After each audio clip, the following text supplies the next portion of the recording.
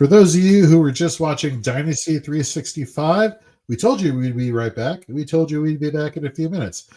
So here we are, JT and myself, getting ready for Shoot the Gap. Not getting ready. We're here. This is Shoot the Gap, the IDP Fantasy Football Podcast in frames. We are going to be talking about free agent landing spots. What do we think about them in terms of the fantasy value going forward? So before we get to that, let's get to this.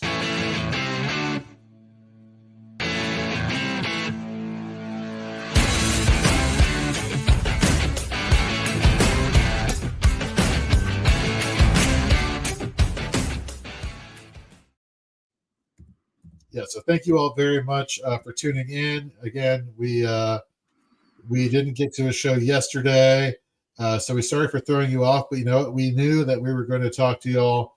We knew that we were going to be doing this show this week, so we're very happy to talk some IDP with you. And of course, if you have any questions for offense, JT will answer those in the chat, and the IDP questions we'll answer on air. So regardless of what you want to talk about, we could talk about whatever. JT, JT, you realize what we are tonight, for old time's sake. We're the late show, baby. We're the late show. I want to apologize to everybody.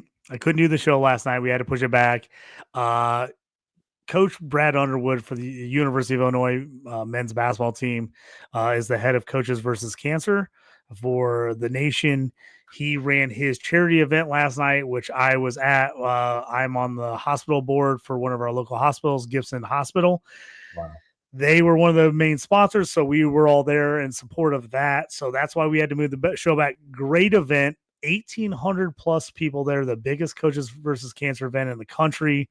They raised, however we want to say it, over $100,000 for cancer research last night. So fantastic work by Brad Underwood, all the Illini faithful that were there supporting everyone that bought auction items and just agreed to give money to the cause. Just want to say thank you, everybody. Thank you for joining us tonight. Sorry we had to push it back a night, but that's a huge night here in Central Illinois and obviously for the country. Got to hear some great stories from Coach Underwood. Oregon head coach Dan Altman was there, and then also Northwestern coach Chris Collins was also there, and then Robbie Hummel, ex-Purdue player who does the play-by-play on Big Ten basketball, was also there. Good stories from those guys. Got to hear from them. Just a fantastic time. Just want to say, thank you to Coach Underwood. Over $100,000 raised last night for cancer research. So it was worth it missing the episode, but I'm glad we got to do it tonight. I'm glad we got to push for one night.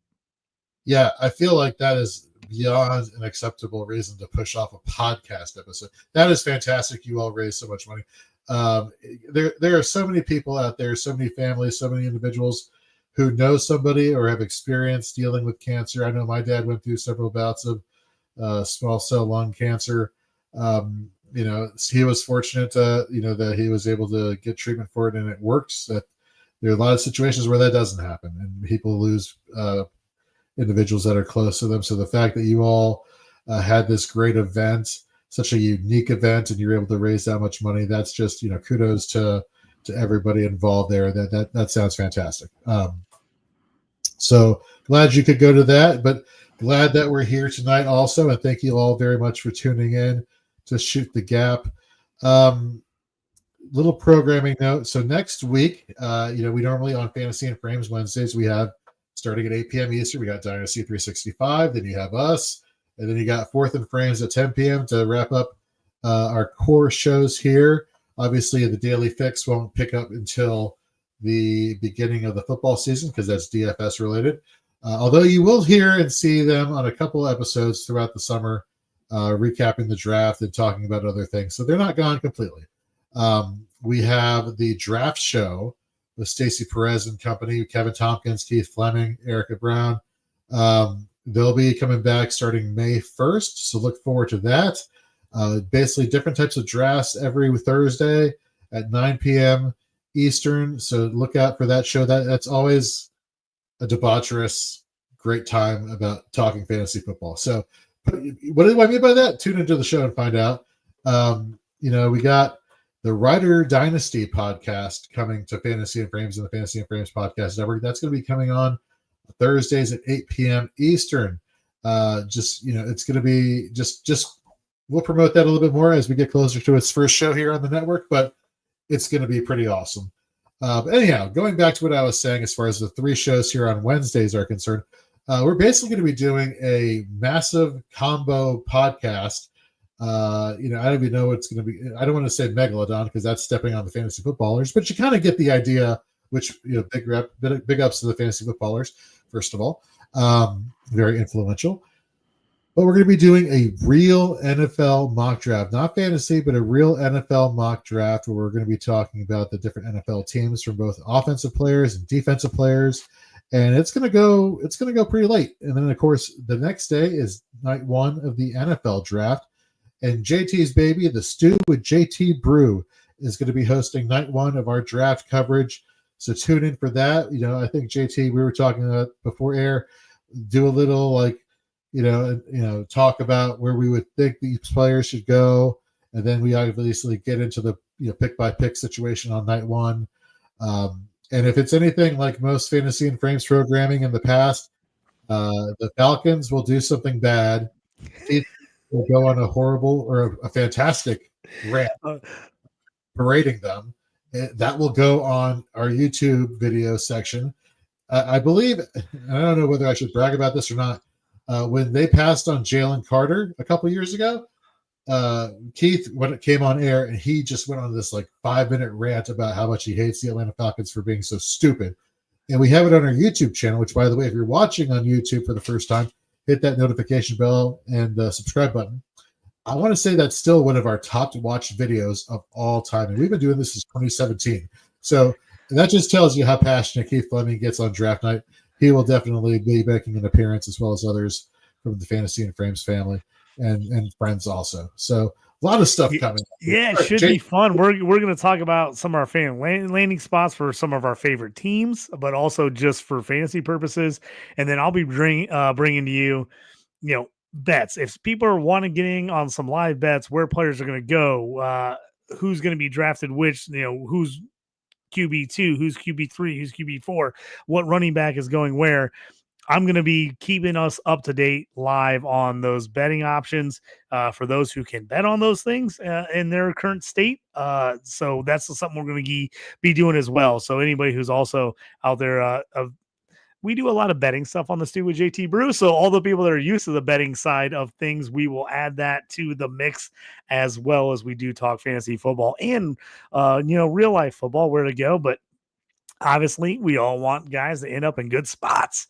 Well, they'll crush it for us in fantasy. So that will be the main thing we're talking about on Thursday night. And hopefully we're going to get a good crew back on Friday night for rounds 2 and 3. I talk about it all the time. Round 1 is important. Yes, those first round picks are huge. Rounds 2 and 3, man, a lot of solid, great players, starters, guys you can count on in those second and third rounds. Guys are going to be super fantasy relevant, especially this year. I am, as a former running back, so pumped that running back matters again. A couple years ago, no one cared about running backs. They're like, oh, undrafted free agent, doesn't matter. 6th round pick doesn't matter. No one cares about running backs. Now they care again. And this is one of the greatest classes I've ever seen. Now we'll see if they produce at the NFL level, but I love this group. I am pumped to see where these NFL teams have these guys ranked because I think it could be all over the board. Super pumped about that. And on top of that, since we're here on the Shoot the Gap, we're going to see where some of these defensive guys go because this is a pretty loaded defensive class, Jorge. Really loaded. Last year was heavy offense early on in the NFL draft. I think this year is going to be heavy defense.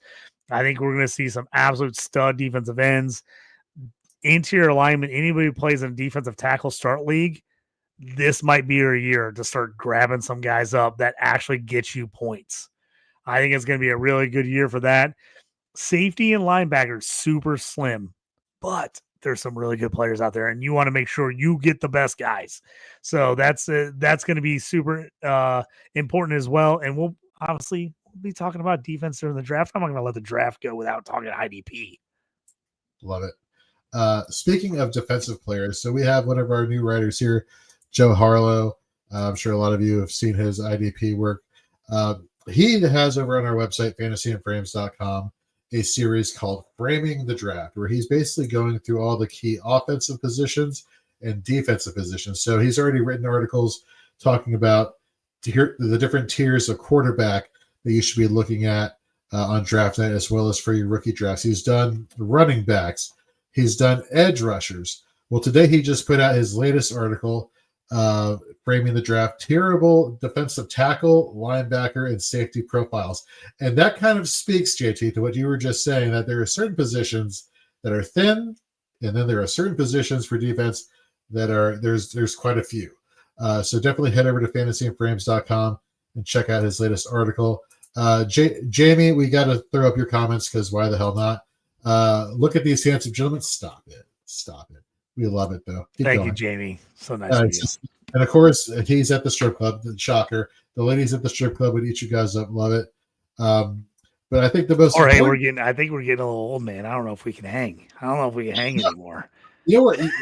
You know what? You know where I would be at the strip club? I'd be at the buffet, which I hear is really good. Jamie, you tell me. Is the buffet at the strip club good nowadays? Because I want to get my bang for my buck here, no pun intended, when it comes to going to a strip club. Jorge, I think I've told this story before on this channel, but since we're the late night on Thursday night and we're getting a little wild, I'm going to tell the story again. My cousin used to live in Boulder, Colorado. He back and forth between Boulder and Denver, a few places in between. He would go every Sunday to the strip club to watch NFL football. And I was like, why would you go to the strip club and watch football? He goes, dude, they have the best buffet in town and they have NFL Sunday ticket. He's like, and they're all on the huge screen. He's like, it's great. I was like, me and 5 other guys there. I just tell them what game I want on. They put whatever game I want. Because he's a guy from Illinois, so he's a Bears fan. So, of course, everyone there is Broncos. And he's like, I don't want to watch the Broncos. I want to watch the Bears. I want to watch it. He was like, it's the best hidden secret in Boulder, Colorado. We go to the strip club. We watch the game Sunday afternoon. He's like, everyone's chill. The girls are just hanging out. We're just literally just watching the games and eating. He's like, it's like we're hanging out at a bar and we're like spending $10 to get in and all you can eat and watching NFL Sunday ticket on huge screens. I was like, I have to be honest. I was like, that's kind of sneaky good. Jamie said, yeah, but that's my crazy cousin Ryan. He always brought that one up to me. That's a great story. You know, speaking of strip club stories, because we're at the Thursday night show and we're going late, I'm going to tell you a funny one. It's kind of not funny, but it's kind of funny. So one of my friends, Robin, so way back in the day, she lost her job and she was like going through like a spiraling, like the day that she lost her job, just obviously not in a good headspace, right? And so knowing this, I say to her, you know what you could do? Work at a strip club. And I said it completely joking, did not mean it at all. And she's like, you know what? I think I might. I'm like, stop it. You're not real. I'm just fucking with you. Like, you're not going to do that, right? And she literally finds like the closest strip club, which in DC is called Camelot, for those who are unaware. And she called up the manager and was like, I'm looking to fill out an application. What's the process? And he's like, well, come on down here and we'll talk to you for a bit and yada, yada, yada. So I'm like, can I come along? Because that would be awesome. And this is way before I got married. Just want to preface this. Way 10 long time ago. Long time ago. Yes. Long time ago. And so we go down there and to speak to the quality of service at a strip club, like to go there to not actually watch the ladies, but to go there for like a business reason. They brought us upstairs and she's talking to the manager and filling out the application and all that stuff. And the ladies there, very, very kind. We're like, can I get you something to drink? I'm like, oh, that's okay. She's like, no, really, it's on the house. Is there anything you'd like to watch on the TV? And I'm like, no, I'm good. I'm flabbergasted at this point. Like, they're so generous. And so that's right, this is like full service here. Like, it is. This is nice. Right. So you know what? People who shame strip clubs don't. So there's our strip club rant for the night. Thank you, Jamie. Jamie, we got out early in the show instead of the end of the show. So there you go. Yeah.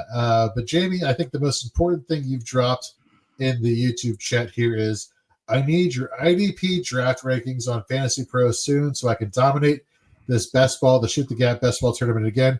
Well, guess what, Jamie? Right now, I am putting in the YouTube chat a link to our early 2025 draft rankings for PPR and half PPR, as well as my early redraft rankings for defensive lineman, linebacker, and defensive back. Top 30, I think, in all three categories for now. Obviously, these are early. But yeah, there you go. And Jorge, this is a good reminder. I got to get my rankings up on Fantasy Bros. Like we got ourselves set up, and I've been so busy, I haven't got all my stuff on there yet. So this is a good reminder. Thank you, Jamie. You just reminded me. Got to put that on the list of things to do. I got to get that on there. And also, I'm just going to drop this in here too. It's our page link to our Dynasty rankings for 2025, and also there is some IDP Dynasty there as well. So yeah, we're getting our shit together. I got to be honest with you, so we're getting ready. The NFL draft is coming right here.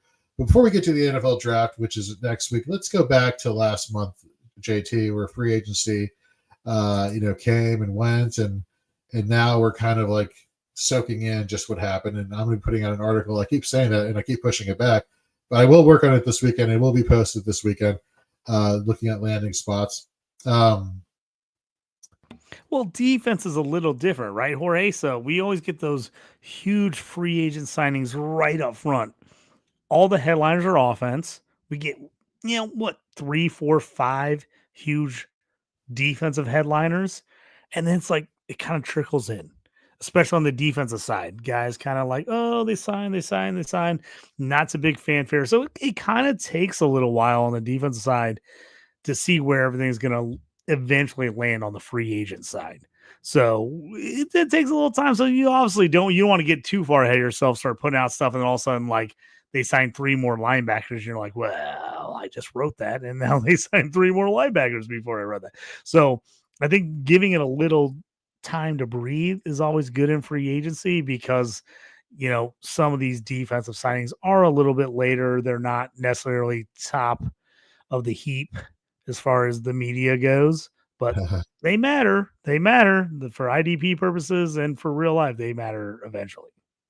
No, 100%. And so, JT, what if we just start getting into some of these landing spots? And let's start with defensive linemen, because I feel like this is one of the weaker free agent, times at the edge rusher position or the defensive lineman position. And let me pull up Spotrac. I just had that here, looking at defensive linemen. So I think, Jorge, we're starting to see a little bit more of a connection than we have in the past with what are upcoming in the draft and free agent guys. Oh, okay. We saw a little bit of a slow move at running back this year because this draft is loaded at running back. I think defensively, this defensive line, interior, and edge rushers is loaded. So I think teams really slow played it in free agency because they're like, do we want to go and waste everything on this guy when we could get these guys in the draft and we like this draft? I think we're starting to see, and not to say that NFL GMs aren't smart, because they are very smart people. 32 people have that job. They got to be very smart to have that job. But you're starting to see guys are getting like, hey, this linebacker group is not great. Let's go out and make sure we get a guy in free agency. We got to get a guy. We need a guy. Let's get him. If we can get a second guy during the draft, we will. Okay. But we'll go there. I'm starting to see a little bit of that more mix where when the draft is loaded at certain positions, those guys move a little slower in free agency where maybe the draft is kind of weak or thin. Maybe if it's not bad, but it just doesn't have a lot of guys, then maybe you see a little bit more of that uptick and people going after them hard in free agency because they're worried about, can I get a guy like that in the draft? And am I going to wait too long? So I think you're right on this. I think because of what we're seeing possibly coming up in the draft, I think I think the free agent moves on these guys are a little slow. And I think some people think, hey, we'll just wait on a guy. If we don't get a guy in the draft, maybe we'll go sign one of these guys later, but it's not necessarily top priority before the draft. No, I 100% agree. And let's start off with, I'm going to pick the one that I am most excited about, that I guarantee you, JT, you are like, I would never have guessed this is who you're going with. Okay. That's Joseph Asai for the Cincinnati Bengals. Sam Hubbard, I believe he's no longer with the team. I think he retired, right? He's no longer in the NFL. And Osai last year came on to play. He had a lot more snaps. He had 16 pressures, 4 sacks from weeks 13 through 18, where you saw a snap percentage really go high. But again, we're talking about fantasy football using Fantasy Pros IDP scoring weeks 13 through 18. He was the defensive lineman 8 with 16 solos, 5 assists, and 4 sacks.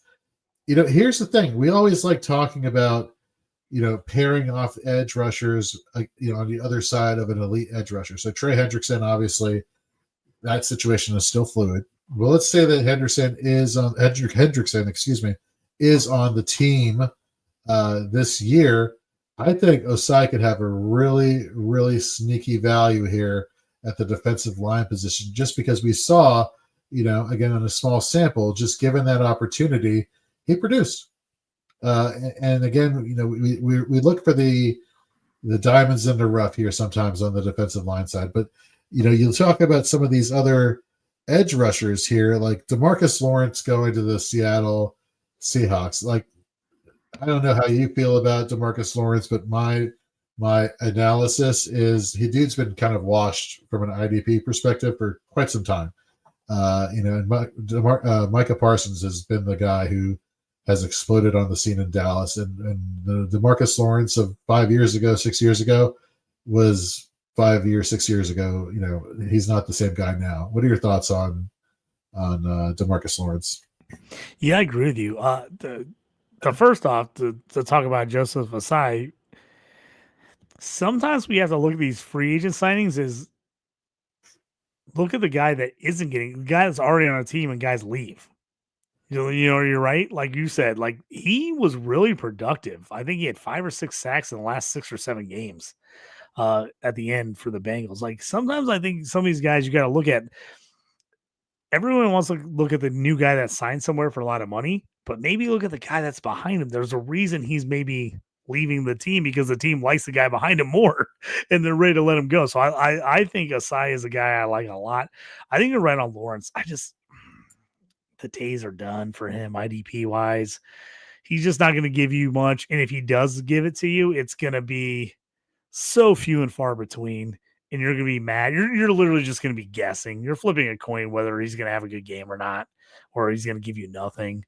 So I think you're right. He's past his prime there. But I love the Joseph Asai call. I think that's real nice. Another guy who is a free agent who re-signed with his team, who's the guy. So let me preface this. A couple of years ago, I was all in on Carl Granderson of the Saints. I was like, the dude finished down the stretch, opposite Cameron Jordan. I think the guy is going to take a step forward, and he did the following year. And I'm like, whoo, all right, I hung my hat on the right situation. And last year, heading into the NFL season, I found my next Carl Granderson, and that was Malcolm Kuntz. You look back to weeks 13 through 18 in 2023, 14 solos, 3 assists, 6 sacks, finished as the LB or defensive lineman 3 in Fantasy Pros IDP scoring, averaging 14.1 points a game. And I thought to myself, again, we're talking about these edge rushers opposite elite guys. And who's the elite guy in Vegas? It's Max Crosby. So, you see, the one-on-one opportunities free up for Malcolm Kuntz because everybody's trying to double team Crosby. And the guy just played well. And I'm thinking to myself, I'm hitting, another one. I'm batting 1,000 here with these guys that are on the defensive line that I'm hanging my hat on. And then the guy has this freak shoulder injury. I believe it was a shoulder injury.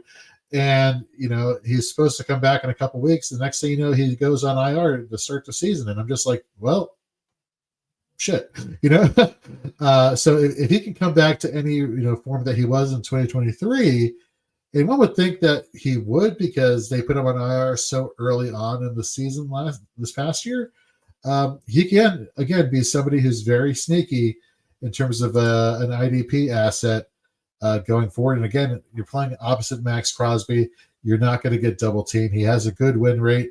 At least he did in 2023 versus offensive linemen. What does that mean? It means he beat the offensive lineman's block to apply pressure to the quarterback, which is obviously something that you look for.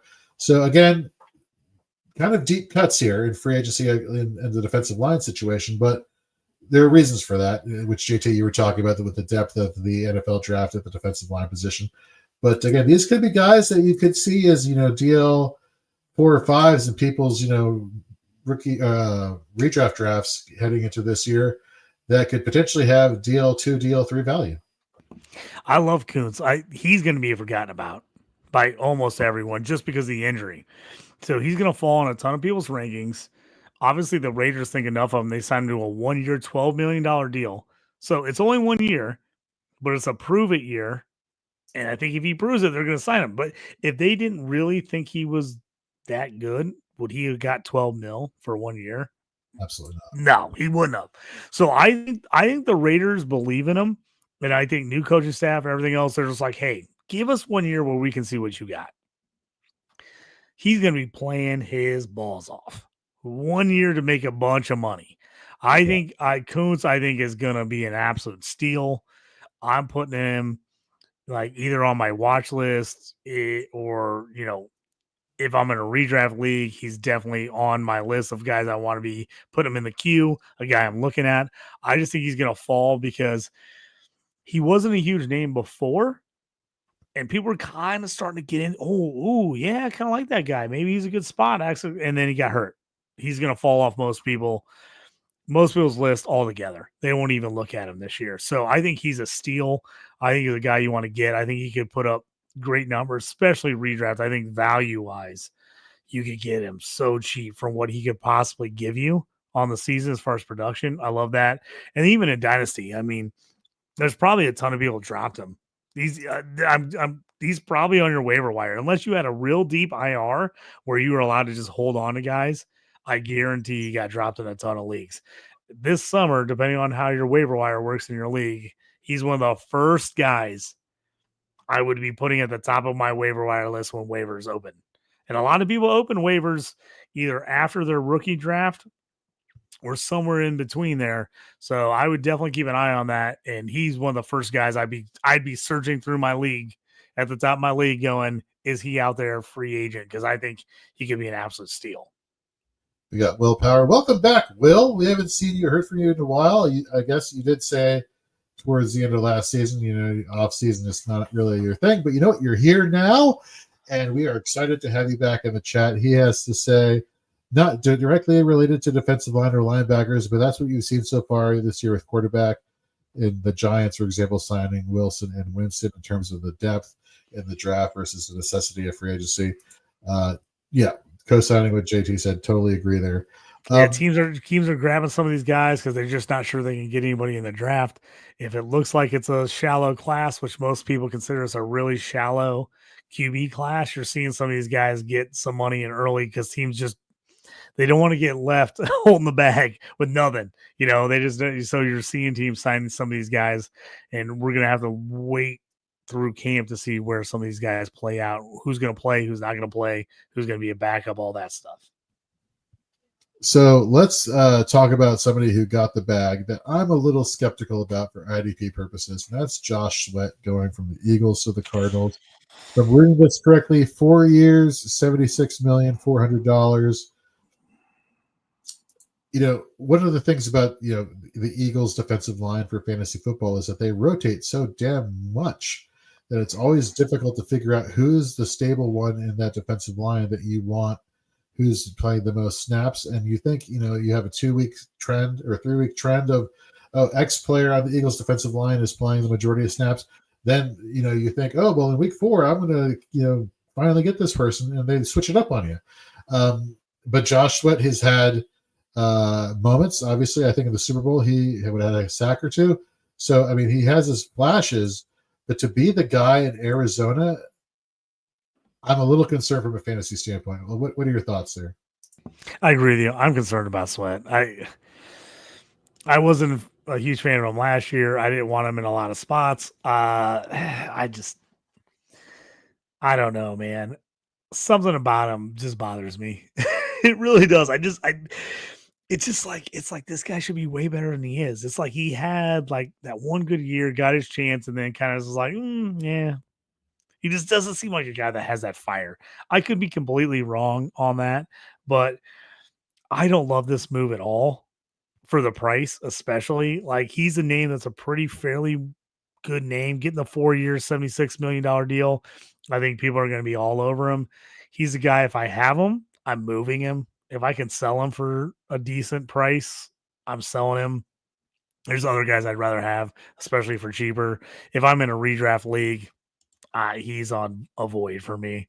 I mean, I'm only taking him if he just drops like way down the list. Do I take him? I just don't believe in this signing, and I feel like going to Arizona, which has a much worse defensive line than the Eagles have. This doesn't feel like winning IDP fantasy formula to me. Well, no, and that's the thing. Like, who's opposite of him in Arizona? I don't know. And that's kind of concerning that I don't know, which tells you. So basically, all the attention on the offensive line when people are playing Arizona is going to be on Josh Sweat. That's not good. Getting double teamed all the time. That's not good. So definitely do not love that landing spot for him for IDP purposes. Will in the chat says, just watched your rookie draft on double speed and saw you were coming on here live. Thought I'd join. That's dedication. That is dedication. Love it. Love your dedication to Fantasy and Frames and the Shoot the Gap podcast. Let's now, JT, talk about the position that people love in IDP Fantasy Football, because it gets you a lot of points.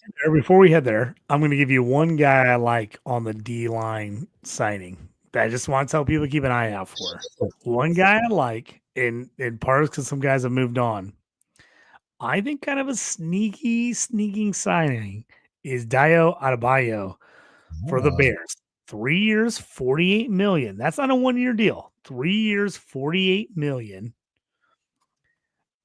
I think he could go full time for the Bears. I think he's going to be really good on the Bears. He was solid for the Colts in a rotation. If he can get a full time run at things. So you look at the Bears, and this tells me something. So Darrell Taylor, who was pretty solid for them last year when he came over from the Seahawks, just signed a 1 year, $5 million deal with Houston. So the Bears will let him go for 1 year, $5 million, and sign Adebayo to 3 years, $48 million. Tells me the Bears are kind of into him. They think he's good. He was a guy, just to give a little history for people, he tore his Achilles. Pre-draft process, was considered a first-round pick out of Vandy. Tore his Achilles, fell in the draft. Colts took a shot on him. I think it was late second round anyway, even though he's probably supposed to be a first rounder. Kind of let him heal and return. He has been good in limited snaps with the Colts. He's a guy that everyone's going to be forgetting about. No one's going to be thinking about it, and I think he has a legit shot to be a full-time starter for the Bears, which we've talked about it for how many years now? Absolutely, positively need defensive edge help. They need guys to get sacks. They need guys to put pressure on the QB. He's a guy I think right now you can just absolutely almost get for free. And that's a guy I'm taking him. I'm picking him up. He should be on almost every free agent waiver wire in Dynasty. Very few people have him outside of me. I've got him in a couple leagues, but I'm guessing he's out there. Or if you're in a redraft, he's going to be dirt cheap. I mean, you can get him at the end of your draft. He's a guy I'm keeping an eye on. I think he could actually be pretty good for the Bears there. I really do. Looking at his metrics per PFF last season during the regular season, he led all edge rushers on the Colts in pressures with 42, quarterback hits with 13. I like this. And you know what? This is almost like a 2-for-1 deal here for the Chicago Bears, because if if he is the guy that the Bears think he is. Obviously, they do because they gave him all that money, right?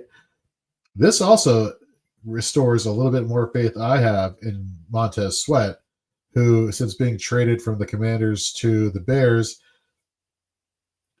last year was a disappointing year for fantasy. Montez Sweat has usually been, with his time in Washington, top 20 defensive lineman, kind of fell out of the good graces there.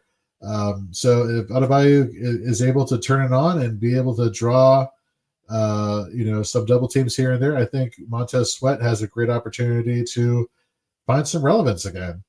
So I definitely love that take there. All right, let's go to linebackers. Obviously, people love IDP. We love linebackers. Why? Because, they get a lot of tackles, and that scores you a lot of points. And that's kind of helpful when you're playing fantasy football and you kind of want to beat the hell out of your opponent.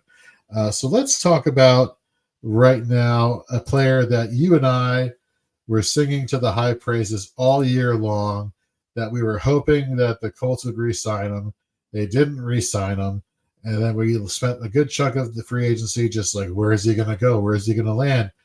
And he lands in Houston. And, of course, I'm talking about EJ Speed.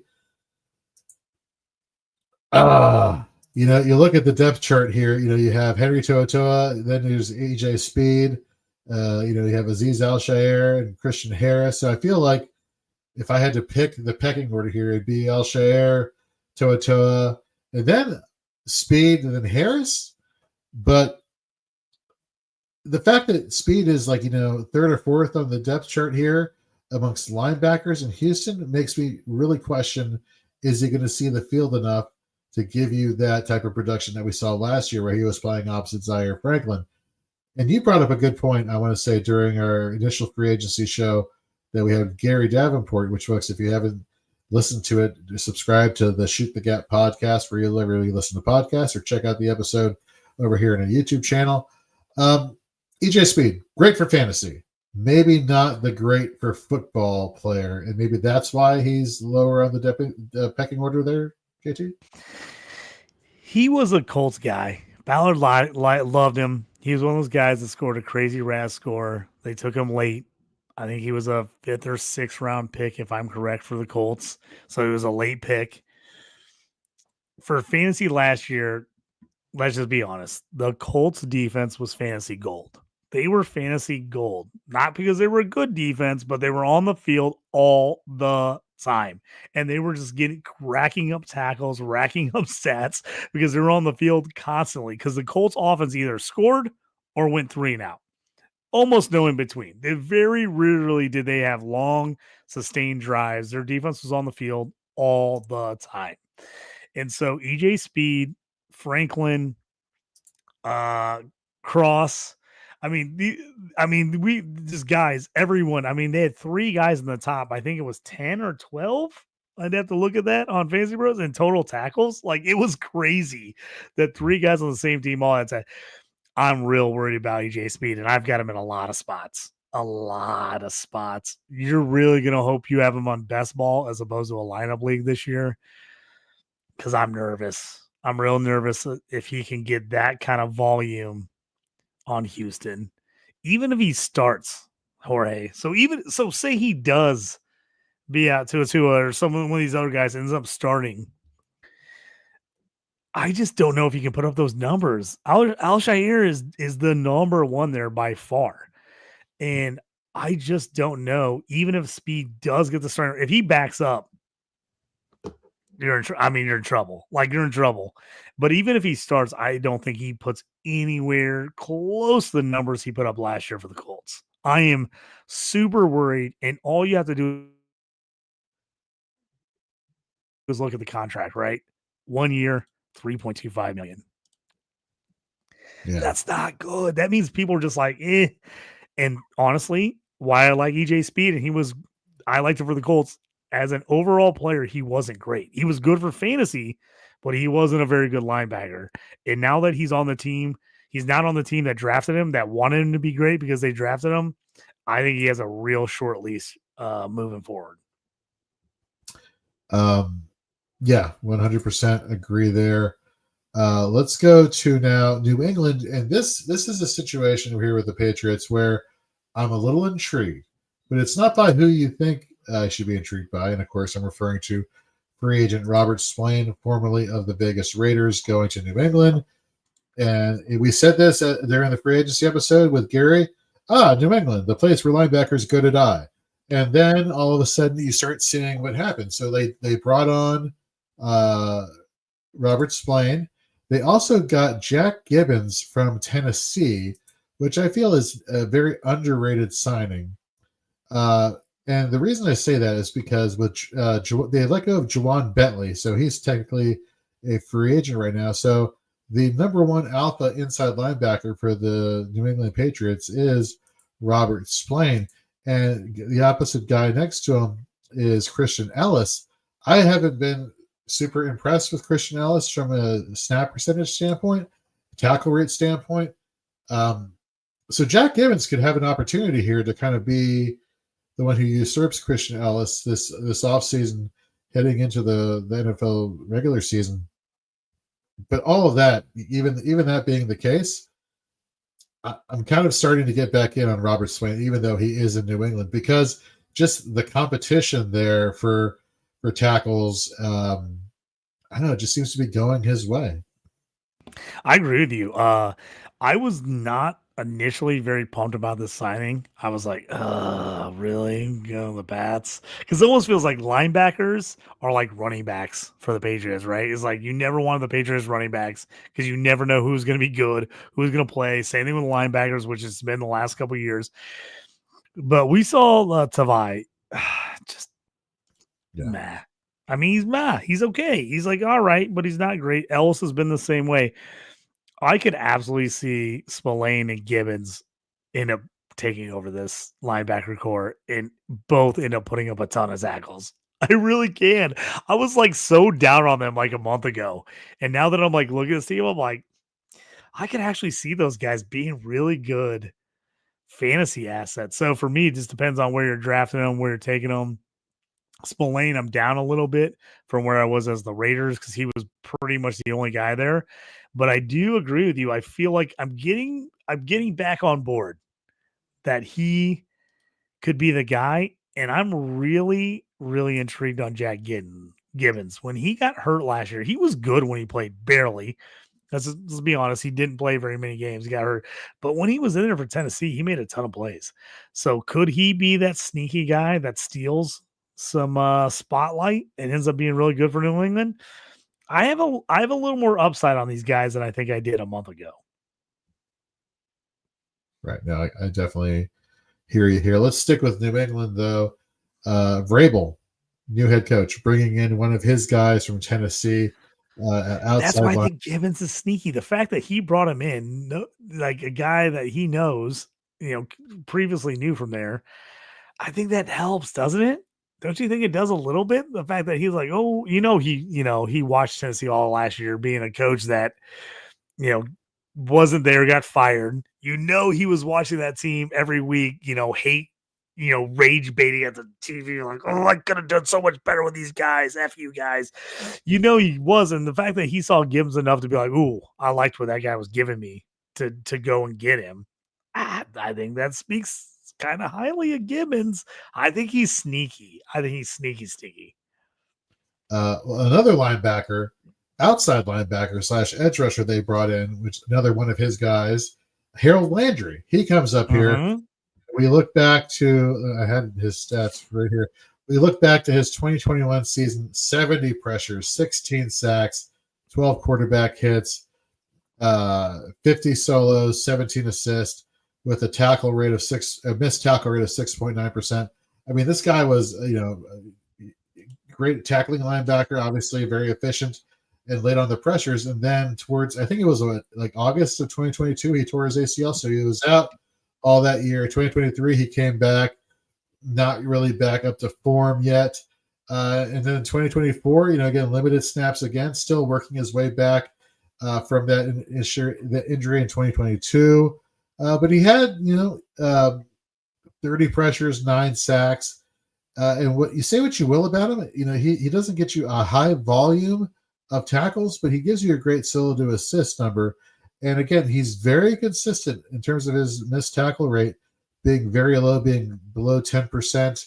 It was at 6.5 last year. So an efficient outside linebacker who is reuniting with a head coach who got the best production out of him. This is a sneaky value. I think this is a very sneaky value. Before we get your reaction to Harold Landry, Will is in the chat. Who was the last big fantasy producer from the linebacking core? If we're talking outside linebacking core, it was Matt Judon, my guy Matt Judon. If you're talking about edge rushers, Judon for sure. That inside linebacker, I couldn't tell you, to be honest. And I told him Bruschi was more of a good real life linebacker than he was fantasy producer. I mean, Bruschi was one of those guys, kind of the heart and soul of the team. He never put up crazy good stats, but he was one of those guys that's like, you really liked him. The guy that played D-line that kind of slid back to linebacker in the pros when he played D-line in college, but he never was a huge producer either. So definitely interesting on that front. But I tell you what, if people drop Jack Gibbons last year, I like where your head's at there. I'm picking him up. Harold Landry is here's a sneaky thing I want to. We hadn't talked about this, but just looking at our lads, and this is something to keep an eye on. If you're in a defensive tackle start league, our lads has Keon White playing outside linebacker. Oh wow! And they have him behind Harold Landry. That would be devastating in a defensive tackle start league. I've got Keon White everywhere, and he was like pretty much a fixture in my lineup as my defensive tackle last year. If he actually gets moved completely and fully outside and becomes a defensive end / linebacker as opposed to inside defensive tackle, that's going to hurt his value. That's going to hurt his value big time, because he was one of the better surprises last year as an inside edge rusher. Inside rusher that wasn't playing completely on the edge. If he actually moves out, and the fact that he would be backing up Harold Landry is very surprising to me. No, granted, it's one source I'm just looking at now, but something to keep an eye on for all you IDP folks, especially if you're in defensive tackle star leagues. Yeah, no, Keon White started off the season very strongly last year, then kind of little. He wilted near the end. He wilted near the end of the year, but he got off to a fantastic start. But yeah, it definitely slowed down the end. But that, if he ends up becoming an outside edge, that hurts his value so much. I think, in my mind, at least for IDP. Yeah, I totally agree with you there. Let's go to Vegas. Let's talk some more about Vegas. It's WrestleMania week. WrestleMania's in Las Vegas. I went to the Death Star, as they call it, back in September. Really, really an amazing stadium. If you're in Vegas, you should definitely go on the tour of that stadium. It's fantastic. But we were talking about Malcolm Kuntz earlier. So let's stay with the theme of Raiders defensive players. Max Crosby there, obviously, he's a top defensive lineman. He could be arguably your DL1 or DL2, depending. But, Robert Swain goes to New England, and the Vegas Raiders bring in Landon Roberts, good old reliable, not great, not spectacular, but reliable for what he does. Landon Roberts basically becomes the alpha in that linebacking core. Well, and then the late addition, kind of surprising signing. I'm not sure if he holds on to a starting spot here, but they also brought in Devin White. White, exactly. So you've got two guys, kind of cast off guys that have been pretty good back in the day.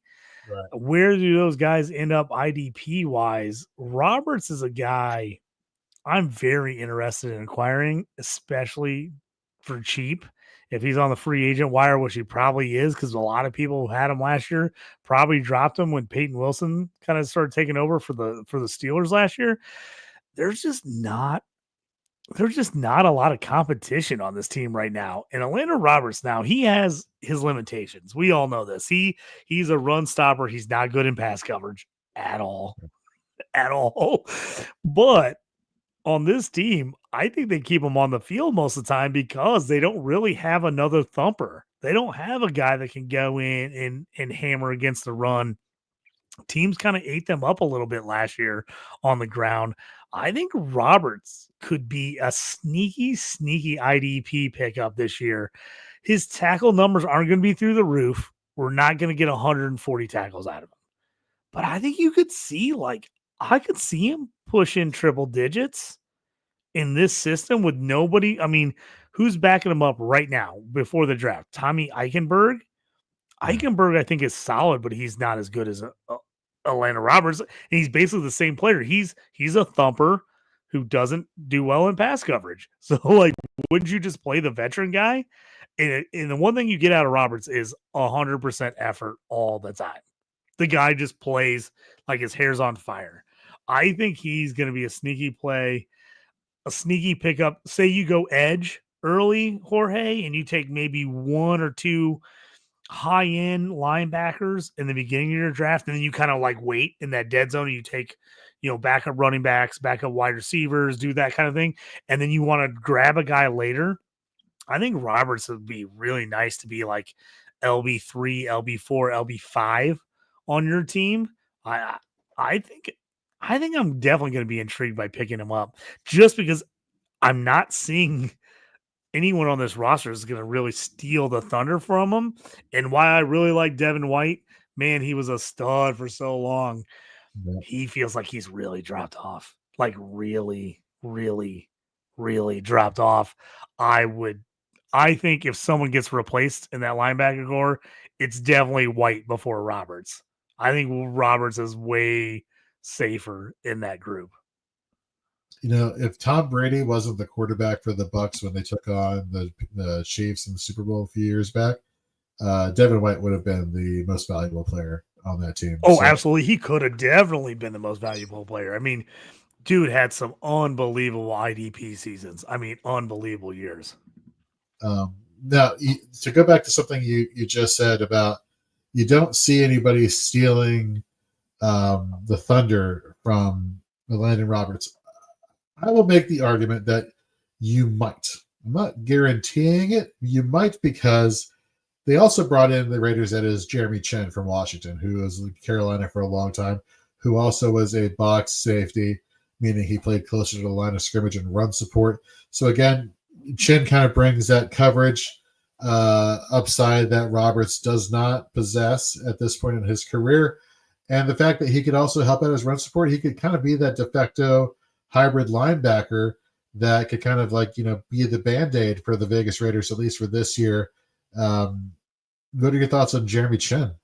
I absolutely love that call. I'm glad you said that. I think Chin's the leading tackler on this team. I think he's the guy who ends up with 100+ tackles. I think Chin is going to end up being that strong safety who has to fill the box because they don't have anybody really else. I think you have Roberts filling holes, plugging gaps, taking on pulling tackles, and then Chin's the guy behind him making the actual tackle. So I think Chin, for people that have been down on the last couple of years after he came out of Southern Illinois, like a bandit for the Panthers, has had some up and down years since. I think Chin, this is just a prime IDP spot for him to lead this team in tackles. I think Chin ends up number one on the team in tackles. I think he can get 100+ with this unit. Roberts, if you need backup linebacker help on your team, Roberts I like because I think he's going to be in the mix all year. He's not going to be great. I don't think he can get you 100 tackles. I think he can get you 70, 75, but he's going to be okay. He's going to get you some points. He's not going to leave you hanging with a 0 most weeks. But I think Chin's the guy to own on this defense for IDP this year. I just have a feeling it's going to be one of those years where we're like, every week we're like, okay, where are you ranking Jeremy Chin? And you're like, number 1 DB, number 2 DB, number 3 DB, like every week, because he's just going to end up chalking up a ton of stats in this defense. Because they let, outside of Max Crosby and Kuntz, who's come back in injury, all their best defensive guys are gone. They let all their guys go. I think Chin eats on this defense just because he has to. I don't know there's anyone else that can do it for him. Let's go now to another linebacker. And I just found this out today when I was looking at Spotrac and I was looking at free agent signings for linebackers. And I was blown away that this guy is on this team right now. Do you remember good old Jack Sanborn for the Chicago Bears? Oh my Lord! Shout out to Mike Soderlund, my good buddy Mike Soderlund. Jack Sanborn is his favorite player. Literally, we thought we were going to have an intervention when he left the Bears. Literally, he was losing his mind. Jack Sanborn is his favorite player. We tried to do an IDP draft with him, and he's like, "Can I take Jack Sanborn at every position in the IDP draft?" Like, he loves Jack Sanborn. Always mad that he didn't get enough playing time. Dude, Jack Sanborn, Mike, he's so mad he's not on the Bears anymore. But I think a move was right for him. I think he's got way more talent than he's gotten credit for, and the fact that he's just kind of got stuck as the third linebacker for the Bears when they wanted to run a lot of 2 linebacker sets. He was kind of odd man out, with Terrell Edmonds and TJ Edwards. I don't think it was lack of talent.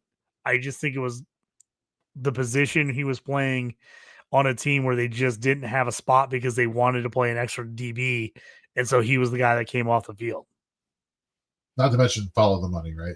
They paid Edmonds and Edwards. They paid both those guys crazy money. You're just not gonna take a 4th or 5th round draft pick on a rookie contract. You're just not playing that guy over those guys. You're just not.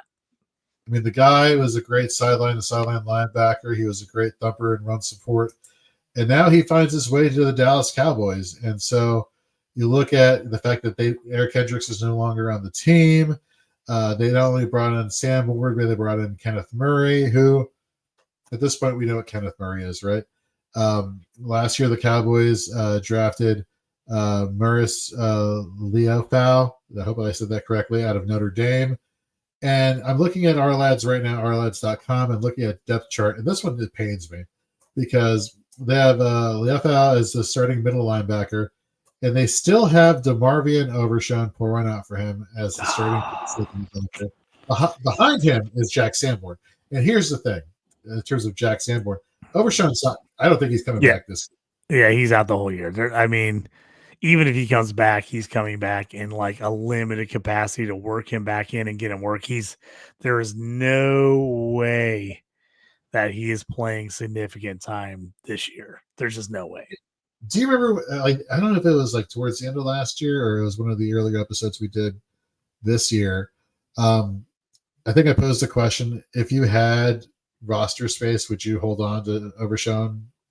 And I was like, I really wanted to, but then you made a really good argument of like, yeah, but if you have a shallow bench, you don't have a lot of IR spots, or you're not allowed to keep a player for more than a year on IR, do you take up a roster spot?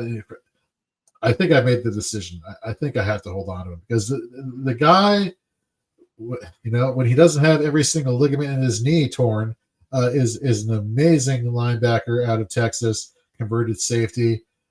He just didn't get the opportunity because injuries. Tore his ACL his rookie year, tore every ligament in his knee last year in a freak play. Some guys you just gotta. I don't know if you have to, but this is just me. Like, just stand and support. Support your guy if you have this roster space. But anyhow, where I'm going with this is I think Sanborn could jump into the starting lineup here and really produce. Absolutely. If I'm in a team with 5 IR spots, I'm going to put Overshown on my IR spot and just hope that I don't have a ton of injuries, and I'm going to hold him. If I'm in a league with 10, I'm absolutely keeping him on one of my 10 IR spots. So I agree with you there. Will just came up with maybe the greatest comparison ever. I love this out of Will. He says, is Sanborn the next Caden Ellis? I think so. I hadn't even thought about that. I freaking love this, Will. I absolutely freaking love this. I do think Sanborn just needs that chance. The guy's a beast. He just needs to be in there every play. If he's in there every play, right, I think he could have a Caden Ellis type breakout season, which I just take Caden Ellis, our new startup IDP draft that we're in, Jorge. I just took Ellis as my number 2 linebacker. I think Sanborn absolutely could be this guy. And I hate to disparage other players. I don't want to knock them as, in general, but Kenneth Murray is Kenneth Murray. Oliafu, who was okay last year. He was one of my lowest ranked linebackers going into the draft last year. I just didn't like anything I saw out of him at Notre Dame. He ended up being a 3rd-round pick, which I was, to be honest about, really shocked. I could not believe he went in the 3rd round. I thought he was like a 5th-round pick at best. So he's on there. I think Sanborn is way better than both those players. I think Sanborn ends up leading this team in tackles. He's got 100+ tackles in him if he starts the whole year for the Cowboys. I love this call by Will. Caden Ellis breakout season. Does he have as big of a season Caden Ellis had last year? Don't know about that. That would be a big call, but I think it's a possibility. I definitely think it's a possibility, especially I think there's a chance Sanborn ends up getting the green dot on this team. I really do. With this type of team, who they got, guys they have, I think Sanborn could earn his way into that. If he gets the green dot in the offseason, to the moon. Sign me up. I'm on Sanborn all day long. I think he could have a monster year in IDP. Well, speaking of Caden Ellis, let's talk about his now former running mate, Nate Landman, going to the Los Angeles Rams. For those who are unaware, the Los Angeles Rams rarely start 2 linebackers. Even 2. Like, it's literally like the one linebacker for 98% of the snaps, and then the other 2% go to that other linebacker for, 98% during the game. And the rest is defensive backs. Right? The Rams have done a great job retooling the defensive line. Jared Verse is a beast. I think he's going to take a huge step for IDP this year. I think I have him pretty high in my redraft as well as Dynasty rankings, which you can check over at fantasyandframes.com. But Nate Landman, I mean, talk about opportunity. Opportunity. We saw Christian Roseboom, who we'll talk about in a second, have success there. Bobby Wagner came over. He had success there. Not that, you had to be surprised that Bobby Wagner had success, but, Ernest Jones had success there. Why? Because they're the only goddamn linebacker who's playing in run support and doing everything in the middle of that field.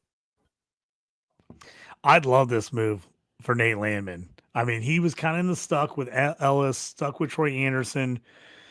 I think the Falcons like Troy Anderson better. Personally, I love Troy Anderson, but he keeps getting hurt. I'm hoping he finally gets a year where he can play his healthy. But I love this move for Landman. I think he's much better than Omar Spates, and I think he's definitely better than Troy Reader.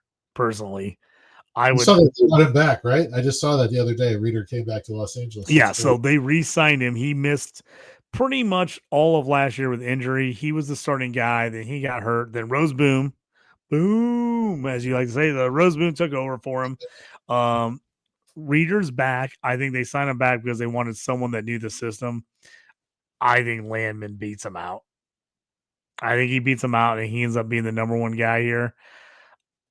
I think it's a great spot for Landman. He's not awesome in coverage, but that's what you want on this team because they only play 1 linebacker. You don't have to be great in coverage because they're playing 2 and 3 safeties most of the time.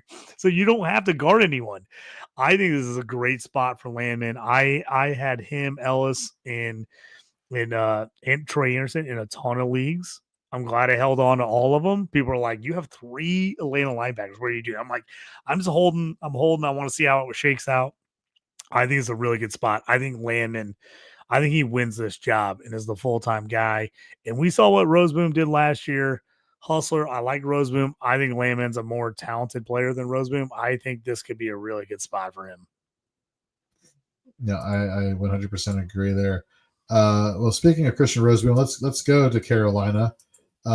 He being a free agent signing, and of course the Panthers also got Josie Jewell, and yeah, I think we could both agree. And again, I like what you said earlier, like you don't want to disparage these NFL players, but we're not talking about things from an NFL perspective. We're talking about things from a fantasy perspective.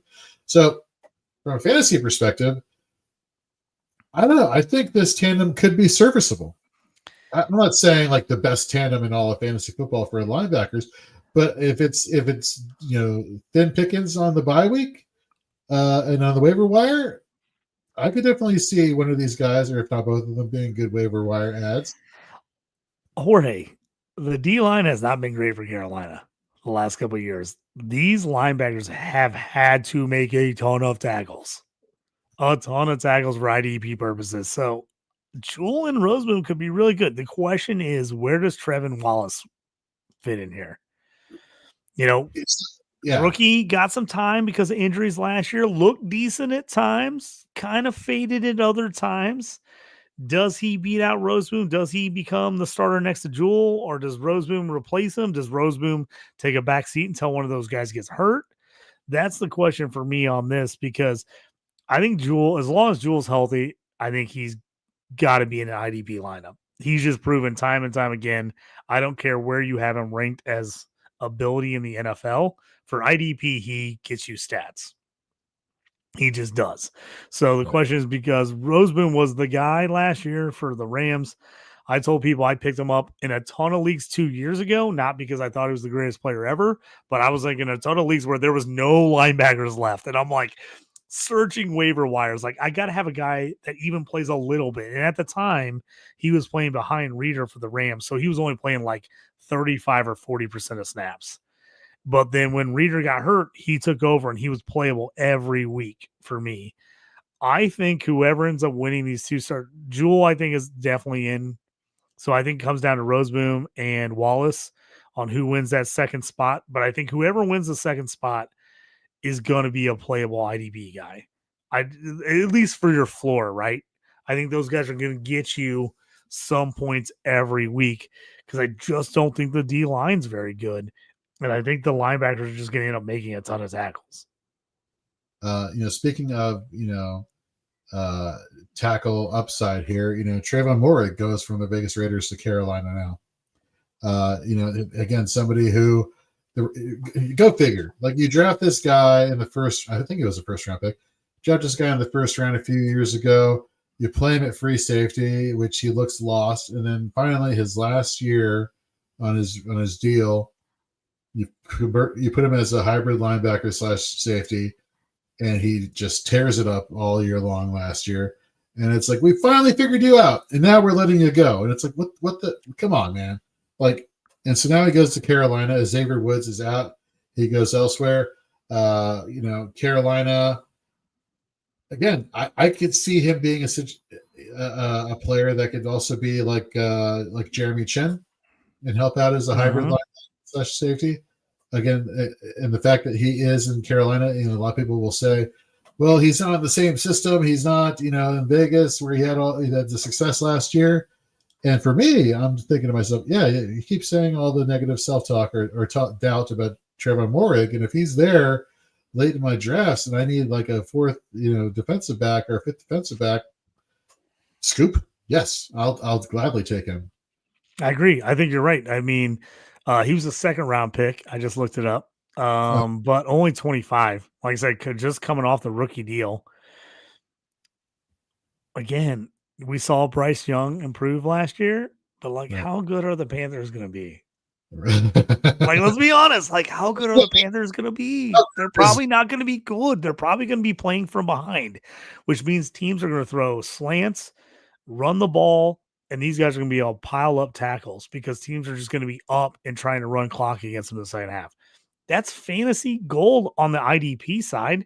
Okay, great. Just run the ball down, 12 play drives, and we're just getting tackle, just chalking up tackles. So I don't love this Carolina defense in real life. I don't think they're very good, to be honest with you. But for fantasy purposes, I think I like a lot of these guys.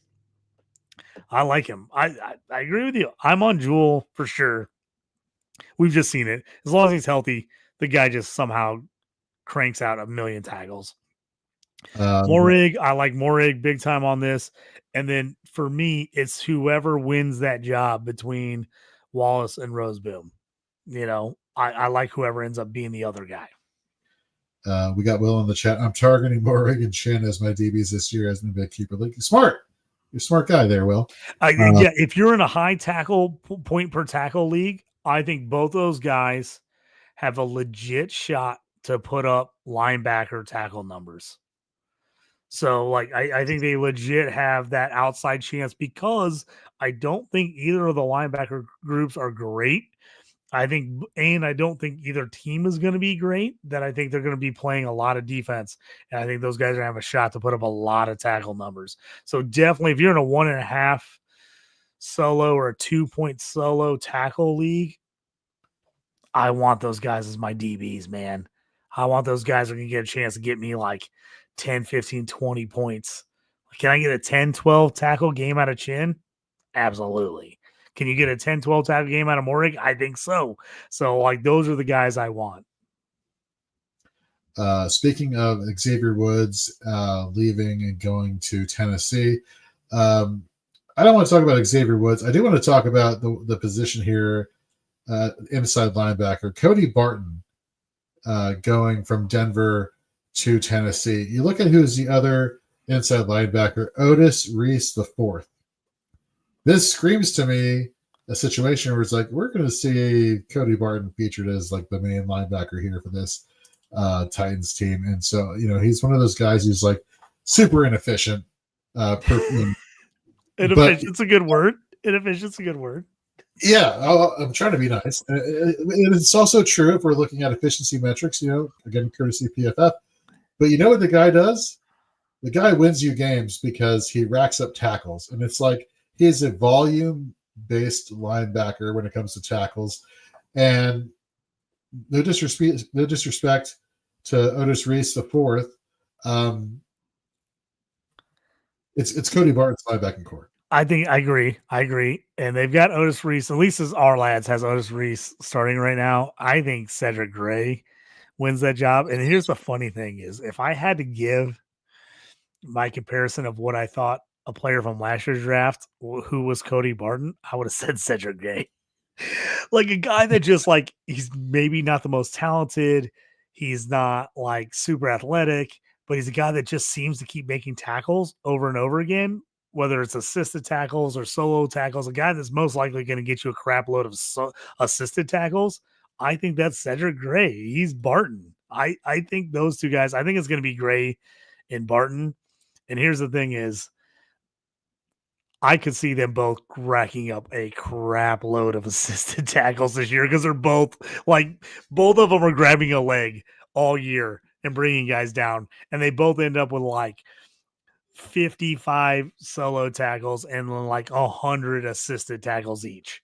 I can totally see that happening because this Titans team, again, I hate to just trash them. I just don't think they're going to be very good. I just don't think they're going to be very good at all. Their D tackles are quality. Sweat, Simmons, like both those guys a lot. I think they're going to fill gaps, which I think helps big time for Barton and Gray, that they're going to be able to get in the mix on a ton of tackles because those guys are filling holes in front of them and allowing them to move around because those guys are not good at shedding blockers. They're just not, but they can run down and grab somebody. So I like both those guys. I think Cody Barton, we've talked about it a million times. I feel like Jorge in IDP, every podcast, I feel like we talk about Cody. He's not a great linebacker, but in IDP, he's going to score you points. And it's not a beauty contest. It's not a beauty contest because he's not winning the beauty contest, but he's going to get you something. And I think Cedric Gray's right there with you. I think it ends up being both those guys. And I think they're almost the same player.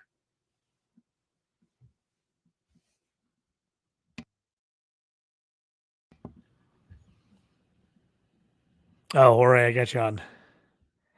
Let's go over one or two more players. We're already over an hour, which we said this earlier. We're the late show, so we're going to do whatever we want. Yeah, a little room to roam here on the last show, right?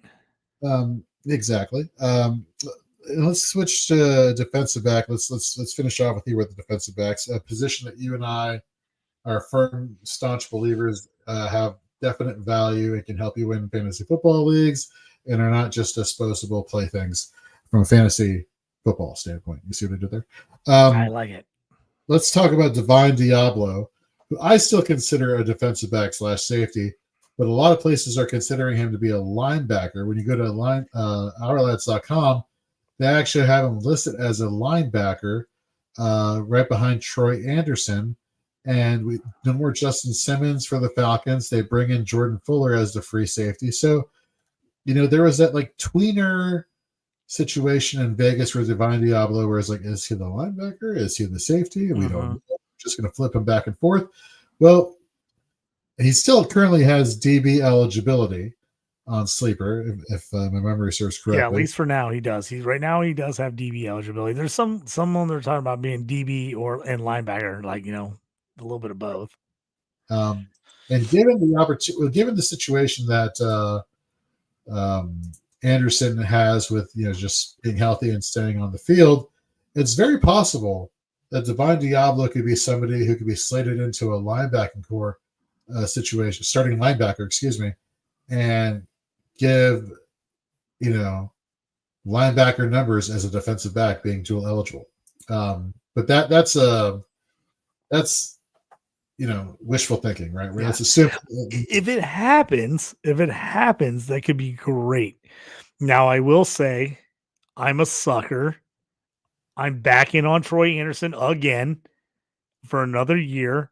I'm hoping this is the year. This is the year he stays healthy. Because, God, we've seen it. When he's healthy, dude can be electric. He can be absolutely electric. I'm hoping Troy Anderson and Caden Ellis both have monster years. I'm in on Troy Anderson again. But like you said, because with Landman being gone, the only real other guy behind there is JG Bertrand. And he's more of a stuff the run type of guy, not a coverage guy at all, which Anderson's more of the coverage guy. So if Anderson does go down with injury, it at least as the lineup looks right now. Now, we've seen a lot of people say Jahad Campbell could go to the Falcons. To me, I'd be a little shocked about that. I really would. I think, and if he goes in the first round to them, Troy Anderson might officially be done. But if he doesn't, and Diablo gets playing time because of Anderson injuries, I think you're right, man. I think he, as a DB eligible guy, he could definitely get solid linebacker type numbers. It's going to have to be an injury, I think, from Anderson. I don't think Diablo starts. I really don't, unless something happens, or if Jordan Fuller falls apart and they move Bates to free safety and then Diablo to strong safety. I can see that happening as well. But in a deep, deep league, I don't think he's a bad guy to grab early on in free agency and hold and see what happens, because there is a good chance that he maybe sneaks in and gets some pretty good playing time. It could be a bust. It could be a nothing burger and he doesn't do anything for you all year. But there's a few different little paths where he's pretty IDP relevant. No, I hear that. I lied. Two more players to talk about, but they're both on the same team in free agent landing spots. Let's get into the one that you would think you and I would be talking the most about, but it's probably the one that I think I have the least to say about, and that is Dre Greenlaw going to the Denver Broncos. Greenlaw, now a year and a half removed from his tragic Achilles tendon tear that he suffered in the beginning of the second half of the Super Bowl a couple years ago. You got Alex Singleton coming back from an ACL. So you got two banged up linebackers. Which banged up linebacker is going to give you the best production? Well, on a level playing field, and of course, Gary Davenport, said this on our initial IDP free agent show. He's pro Dre Greenlaw over Alex Singleton. On a level playing field, both 100% healthy. I don't think both of these guys are going to be 100% healthy to start the year, which could give you potential value, because I think they're going to be treated as LB4s and 5s, and you could potentially snag a solid LB2 with either of these guys, because we know when they're at their best, these guys have LB1 upside, and then I don't want to say that they could have LB1 upside also, because Greenlaw is way better than Cody Barton, I think. That's yes. Greenlaw as a real NFL player is a whole lot better than Cody Barton by like a long shot. Yes, yeah. You're correct. That's my hashtag analysis right there. So you have to ask yourself: does Singleton eat into Greenlaw? Does Greenlaw eat into Singleton? I'm a little weary about this linebacker duo. What are your thoughts? I am too. If I'm taking them, I'm taking them with the idea that they both have big upside if they're healthy, but I'm not going to spend too much on them. I don't want to go after them. I'll take them, especially in a redraft league. If I can get them late and I know I have some other solid linebackers on my core, I know that like these guys could be home run hitters for me if they end up getting healthy. So I like that, but I'm not jumping way up to get these guys. I also think, and I still feel like I'm crazy on this, but I'm still a Drew Sanders believer. I still think Drew Sanders, if either one of these guys is not fully healthy and can't come back, I feel like Drew Sanders could be that guy. Now, we talked about like he's going to play inside, he's going to play outside. They kind of moved around. The edge is set for the Broncos. They, screw that. They don't need him playing outside now. They got Jonathan Cooper, Nick Bonito, monster year last year. You're not replacing him. Drew Sanders is starting the year as an inside guy. He's an inside guy that can blitz. So I'm putting him on the inside. He's a guy I'm still interested in. Missed his whole rookie year with an injury. Worked his way back last year. But again, they moved him around a lot. They weren't 100% sure they were going to do with him. I like Sanders still. Both these guys I would take, but I'm not overpaying. I'm literally going, wait, and see if they draft me. Because there is good upside there, but I'm not overpaying for those guys. Injury prone, it only takes a year, 2 years before those really catch up with you and you drop in efficiency big time. And we already know Singleton, not the most efficient guy. He's put up crazy IDP numbers, but isn't a really efficient linebacker. Drew Greenlaw, really good. How's he played not next to an absolute superstar? Because he hasn't. Let's be honest. He hasn't played where he hasn't been next to a superstar. So, like, how's he going to be when the other guy next to him is not as good as who's used to being next to him? Little worried about those two for fantasy purposes. And, of course, the other player that is a free agent and coincidentally from the 49ers is Talanoa Hufanga. And, he was great as a 49er playing box safety, but they moved him back to free safety, and he had a few splash plays with interceptions here and there, but they really, for fantasy purposes, dicked us over because it's like, what are you doing? No. Put him back as being a strong safety / box safety. And like they didn't listen. They didn't listen to any of us here in the IDP community. And now he's a free agent. He's coming. I think he's like now a year and a half removed from his ACL injury, ACL tear. New team, but for me, it's Brandon Jones in this defensive back situation here. That's just what I think there. We got a question near and dear to your heart here, which I like the question. How do you feel about Jalen Carlisle? Is it Carlisle? Carlisle. I think it's Carly's. It's even though I'm a Mizzou guy, I've heard it said a million different ways, to be honest with you. I've heard him called a ton of different things depending on who the announcer is and the game I've got. I think it's Carly's, but it could be Carlisle's. Like I said, I've heard it a ton of different ways. But yes, he's a Mizzou guy. He's a little bit like EJ Speed in that he was like a safety / linebacker. He played strong safety, a star position at Missouri that kind of went back and forth between safety and linebacker. I think the fact he got injured, he played some games with injuries, then came back, played. I think part of the reason the Colts let EJ Speed go was they liked him. I think they like Carly's a lot. I think that they think he could be the younger, better version of EJ Speed in a cheaper version, even though he only signed a $3.25 million deal. Hard to get much cheaper than that. To me, that says we're either drafting linebacker or we actually think he could be the guy as the weak side guy. And as far as the Colts defense system works, Will Franklin's the middle linebacker. Their second linebacker is really a mix between a strong safety, weak side linebacker, and slot corner. It's weird. It's how they run their system. It's like a 4-2. That's kind of how they run. So almost always that guy's undersized. I think they specifically drafted him because he fit their system where he didn't fit a lot of other guys' systems because of the size. I like him. Here's where I'm at. If they do not go weak side linebacker in the draft, buy. He's going to play, and we saw they get 1 million tackles. The Colts team gets 1 million tackles of defense. If they go weak side, if they take Jahad Campbell at 14 instead of a tight end, I'm out. Campbell's going to start over him. He's absolutely going to start over him. But if they do not go linebacker in the first 3 rounds, I think they like Jalen Carles. I think he ends up being the guy that replaces EJ Speed. And we've seen EJ Speed, even when he doesn't play well, puts up tackle numbers. I'm willing to take a shot on that, and I almost can guarantee 75 to 80% of the people in the league have no idea who that guy is. They don't know what team he's on. They have no idea who he is. They've never heard of him. Go out there and stash him. I stashed him in a couple of leagues last year, anticipating that EJ Speed might move on. In leagues I had EJ Speed.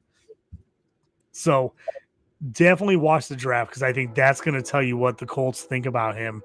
He's a starter if they don't go linebacker early. If they go linebacker that has speed, size on the weak side, it moves him back to a backup. Isn't that kind of interesting? And I guess we'll find out this year, but like linebackers who play next to Zaire Franklin look great next to Zaire Franklin. And then they go off and it's like, Okereke goes to the Giants and doesn't look like, anything special. And if Speed becomes that, nothing special in Houston, which is quite frankly a possibility, playing that next linebacker next to Zaire Franklin could be like a curse. So Carles may want to be like, I want to trade. I don't want to be on the Colts anymore. Well, for IDP purposes, it works out great because the way they run their defense, they're basically setting their defensive ends up to make very few tackles. Like they're funneling everything to the 2 linebackers. So their linebackers should be making a majority of their tackles. And then, with Cross at strong safety this last year, kind of filling in as the 3rd linebacker technically. Because really, if you want to look at it, they're almost playing 2 strong safeties and no 3rd linebacker. They're almost playing a Ram system. Not quite as obvious as the Rams do it with a 1 linebacker, but they're playing that almost kind of style. So that 2nd linebacker can make a ton of plays because they've set the defense up for that. Now we'll see if that continues this year as they've made some changes. But that's how it's been in the past is they've really set everything up to be the 2 linebackers are going to make a majority of the tackles and plays.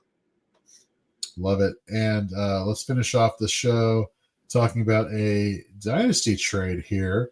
Love the trades. Bring it. He said he traded Amon-Ra St. Brown, the 201, and Alex Singleton for Jamar Chase. He said that Singleton was the guy that got the deal done. First of all, you love seeing it. You love seeing IDP go Will together. That is fantastic. I love the combo trades, man. You don't see them enough. You don't see the IDP and the offensive guys together in trades enough. I love it. Singleton, if I'm selling Singleton to make that deal get done, I'm doing it because I'm showing the stats. Oh, dude, look at him. He was top 10. He's top 15. I'm showing those stats, being like, and the guy's like, I want him. Dude, love it. Even though you gave up the IDP, I love that. That's a great deal for Jamar Chase. What a move. I love it. I absolutely love that deal. That is masterfully and selling Singleton at probably the ultimate perfect time to get a player like that. Nicely done, sir. You get a round of applause. That's right. In kindergarten. Anywho, that's going to wrap up Shoot the Gap next week. Again, like we said at the top of the show, next week is going to be kind of crazy. We're going to have a massive show next week with a bunch of people from different podcasts taking part in a real NFL mock draft going in the first round. Offensive, defensive players, not for fantasy, but like a real NFL draft, mock draft. And then, of course, we have on Thursday our round 1 coverage of the NFL draft. with the Stew with JT Brew, JT's podcast here on the Fantasy and Frames Network. And we may even have rounds 2 and 3 the following night, that Friday, more than likely. So you'll definitely see us and a few other members, the Fantasy and Frames family, and some friends of ours as well. So looking forward to that. Before we get out of here, JT, as we always do, what you got going on? Anything you want to plug? Anything you want to talk about? Yeah, so just right now, updating my IDP rankings, doing my rookie IDP rankings over on DLF over there. I'm going to be updating those after the draft. We'll kind of see where guys fall. Devy rankings new over there as well. So if you're in the college stuff and adjusting those Devy rankings, got a ton of stories, mostly running back related on DLF. I've been doing my IDP, or excuse me, my ADP, not IDP, my ADP draft position from running backs 20-1 over there, leading into the draft. And I'll have a ton of coverage after the draft of all the guys, kind of where they went, where we're drafting them now for fantasy, all that good stuff. We'll be here with you, as always, on Shoot the Gap on Dynasty 365, talking all the good stuff. And I'm pumped for next week. It's my birthday. We got the NFL draft. I don't think it gets any better. Gonna be super pumped. So I'm gonna be running. Yeah, we'll be running on Stew with JT Brew live Thursday night for round 1, and then Friday night for rounds 2 and 3. We'll see what happens for the rest of rounds. If we're not live online on YouTube, I definitely will be tweeting all about the picks 4 through 7. So we'll kind of see what the schedule looks like that. I think I got a volleyball tournament I got to be at. So I probably will not be doing rounds 4 through 7, but I will have my phone and I will be watching and I will be tweeting constantly on the Fantasy and Frames Fantasy and Frames page as well. Jorge is going to be retweeting those for me. So yeah, get in there, talk to me, tell me what your picks you like, you don't like, where you think guys should be going. But one of my favorite weeks of the whole year is the draft, baby. The draft, it's here. It feels like we were just talking about the end of the season, all the things we had to do upcoming to get to the draft, and now it's right around the corner. So you know what I'm doing this weekend besides watching WrestleMania, JT? What we got going? I've never watched Draft Day. I think I might finally do it. Okay, get on draft. You know what? I watched Draft Day the other night. I usually wait till a little bit closer to the draft, but I watched the other night because I have a ton going on coming up here, and I'm like, oh, I don't know if I'll fit it in. So I watched it 2 nights ago. Love Draft Day. Here is my push. It's a good movie. Some of the trades are a little iffy for real life. I would love to see someone redo Draft Day a little more realistic and bring in the fantasy aspect of it and all the people in fantasy and Twitter and all the things that happen now that didn't happen back then. It's funny because they were talking about that was right when people were like, oh, players tweet, and they're like, there's a couple references to Twitter in the movie. Definitely check it out. Good movie. Not great for football side of things. But I did still like it. You got to watch it. It's definitely worth watching. I would love to see someone make an updated remake. I would absolutely love it. Will says you got to watch the movie. It has to be one of the best football movies of all time. JT, the movie in the draft and the buildup is great. The only issue a lot of people have with it is some of the trades are unrealistic for what you could really do in a draft day scenario. So the people that want to pick, you're like, oh, I don't know if you could ever get that trade done. But outside of that, I think it's a really good movie. Even though I'm a Steelers fan, the fact that it is around the Browns, I do not hate on the movie because it's a Browns related draft. But I do think it's a really good movie. And if you're a draft fan, if you're an NFL football fan, you have to watch it. I think it's on Netflix right now. So jump in there, watch that bad boy. Tell me what you think. Maybe we'll do a draft day movie review here in the offseason. We'll see. We'll throw something together. Maybe we put that out there. I like that. I like that idea a lot. Yeah. So I'm going to be doing that. I'm going to be turning 40 something on Saturday. So one of WrestleMania. You're an April birthday too? Jorge, dang, I tell you what, man. Ton of It's us all, April birthdays out here right now. It's great. all the best ones. I know John McGlynn had his birthday. Yeah, he just has been. I have like 3 or 4 of my best friends growing up all have April birthdays. We were all April, all this like all within like a week and a half of each other. So fantastic. So nice, man. I love it.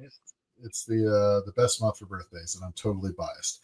So head over to fantasyandframes.com. My free agent article, Fallout for IDP, will be up there this weekend. If you liked what you listened, or you're just catching the end of the show here, don't worry. We'll be in podcast format. Just subscribe to the Shoot the Gap podcast wherever you listen to podcasts. That'll be live tomorrow morning. Let's see here. Head over to fantasyandframes.com. We got early redraft rankings up there for IDP. We got dynasty rankings for IDP.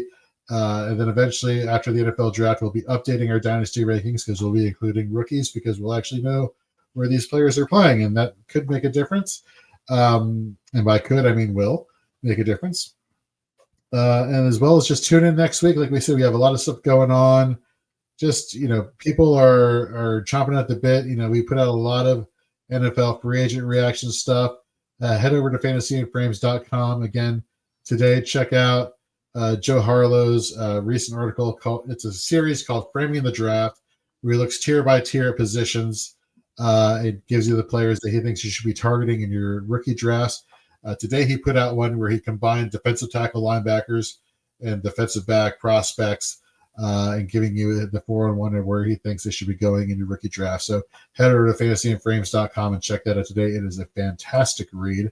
So for JT, first of all, have a great weekend. I'll talk to you soon. I'm Jorge, and we will see y'all next week. Take care.